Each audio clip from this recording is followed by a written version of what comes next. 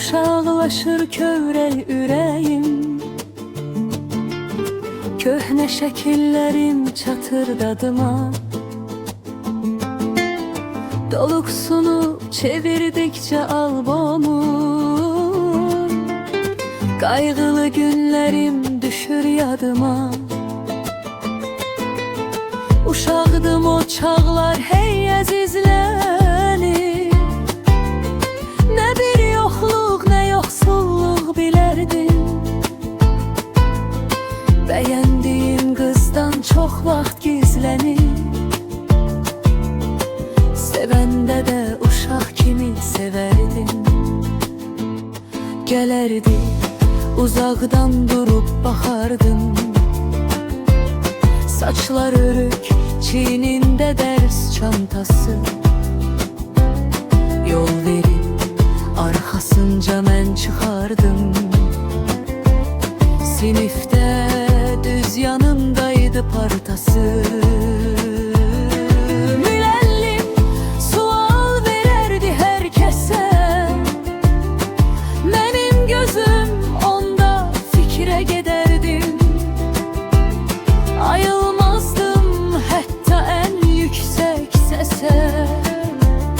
Bitənəcən dərs onu seyrederdim.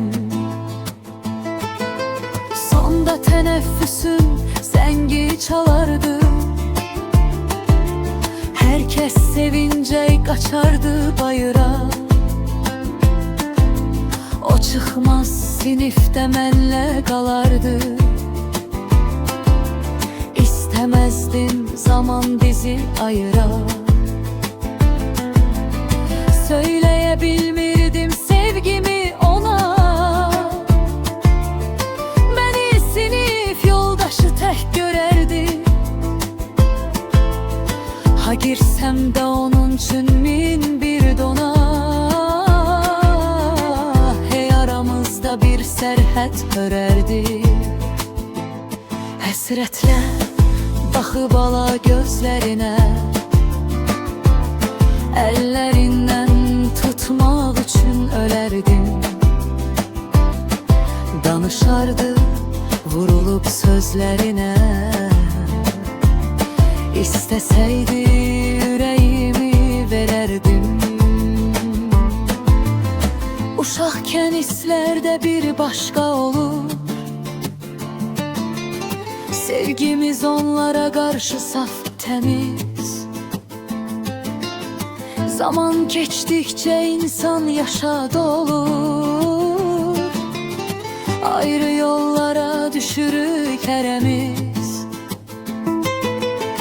Artıq böyümüşəm, qayğılar bitir. İndi öz qayğımı özüm çəkirəm. Məhəbbət hisslərim yaşa dolsa da, amma yenə uşaq kimi sevirəm.